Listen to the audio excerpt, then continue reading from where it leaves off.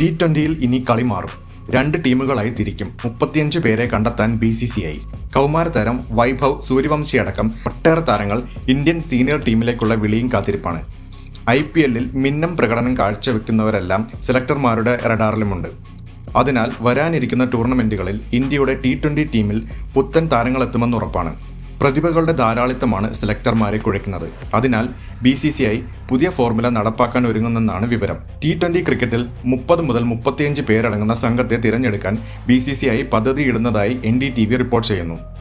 ഈ സംഘത്തെ 2 ടീമുകളായി തരംതിരിച്ച് കളിപ്പിക്കാനാണ് നീക്കം. ഒരേ സമയം ഒന്നിലധികം മത്സരങ്ങൾ വരുന്ന സാഹചര്യത്തിലാണ് ഈ തീരുമാനം.